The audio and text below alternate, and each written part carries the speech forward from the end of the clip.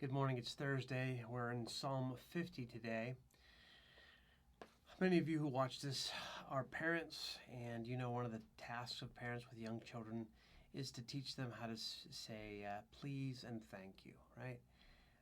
Basic, proper responses, appropriate responses to life, right? Please, may I have that? And then when you receive it, thank you very much for that. So, you know that as you put these things in place, they may learn it kind of rotely, please and thank you, as you've taught them to do it. You know the moment as a parent when they really say it and mean it from their heart. So yesterday was Father's Day, and there's some obligatory language between parents and children, but my kids wrote a card, and on that card they wrote what they really felt. So like it was from their heart and it was meaningful. And this means a lot to you because it's not just, I got to get this done and check the box. Well, in Psalm 50, we see a picture of God coming to his people as judge, and he summons them, all his people, his covenanted people. And he critiques them. He brings them, and they're pictured as sitting down. So it starts, the mighty one, God the Lord, speaks and summons the earth from the rising of the sun to where it sets. From Zion, perfect in beauty, God shines forth. Our God comes and will not be silenced. He says, listen, my people, and I'll speak. I'll testify against you, Israel. I'm God, your God.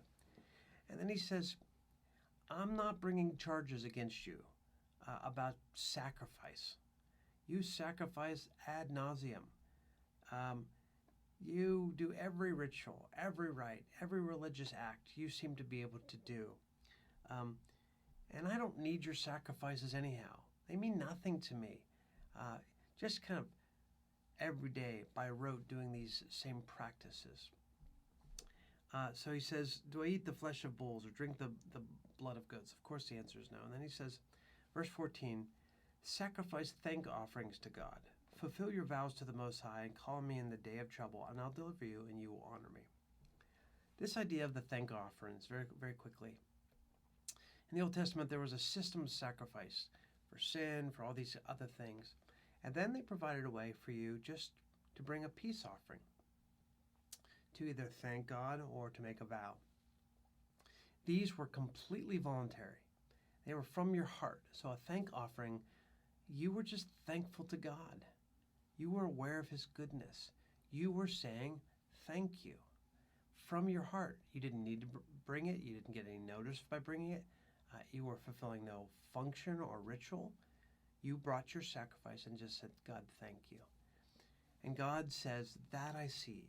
I see when you live from your heart and you just say thank you. I guess the psalm, when I read it, speaks to me of our need to really be careful about just doing things by rote memory, ritualistic behavior, but try to operate from our heart and get to that place of gratitude where we see God and say, God, thank you. It seems that's what really God wants. Grace and peace to you.